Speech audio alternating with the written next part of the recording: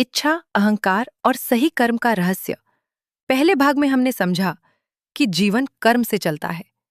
काम करना ही जीवन का स्वभाव है। लेकिन एक सच हम सब जानते हैं, काम करते करते इंसान थक क्यों जाता है? सफलता मिलने के बाद भी मन खाली क्यों लगता है? और छोटी सी असफलता हमें अंदर से हिला क्यों देती है? यही प्रश्न अर्जुन के मन में भी था। और भगवान श्री कृष्ण अब बताते हैं, समस्या कर्म में नहीं, कर्म करने की मानसिकता में है। काम नहीं थकाता, अपेक्षा थकाती है।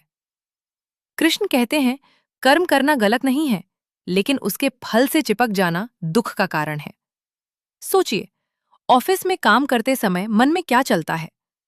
अगर प्रमोशन नहीं मिला तो? लोग मेरे बारे में क्या सोचेंगे?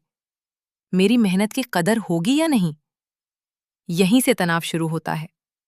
कर्म योग कहता है, काम पूरी निष्ठा से करो, लेकिन मन को परिणाम का कैदी मत बनाओ। अपना 100% दो, लेकिन शांति को रिजल्ट से मत जोड़ो।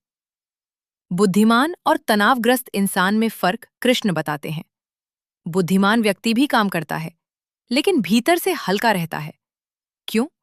क्योंकि वह जानता है, मैं प्रयास कर सकता हूं, पर सब कुछ मेरे नियंत्रण में नहीं।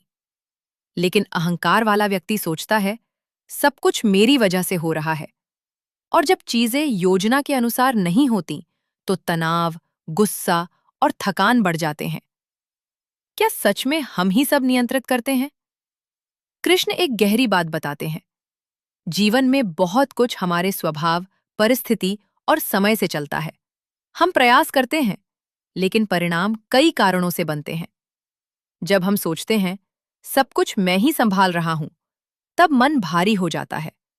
लेकिन जब समझ आते हैं कि हम केवल एक माध्यम हैं, तो अंदर हल्कापन आता है। सबसे बड़ा शत्रु, इच्छा और तुलना। अर्जुन पूछता है, इंसान जानते हुए भी गलत निर्णय क्यों ले लेता है?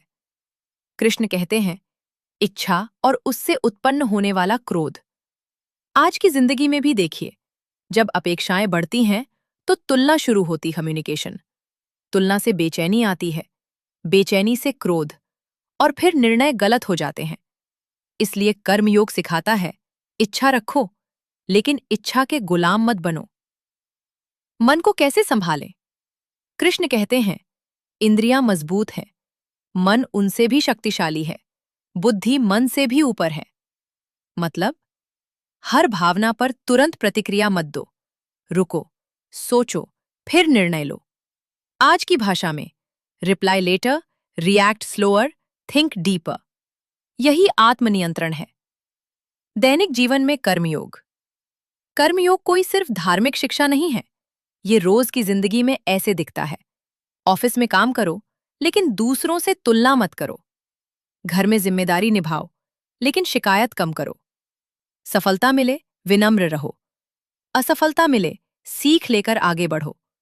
और सबसे जरूरी, काम करो, लेकिन खुद को सिर्फ काम तक सीमित मत करो।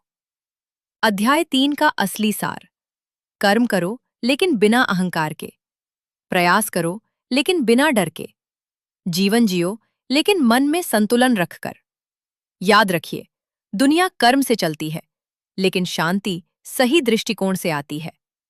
जब काम पहचान नहीं, योगदान बन जाए, जब सफलता अहंकार नहीं, कृतज्ञता बन जाए, तब हर दिन की भागदौड़ भी अंदर से शांत महसूस होती है। कर्म करते रहो, लेकिन मन को परिणाम से नहीं, सही भावना से जोड़ो।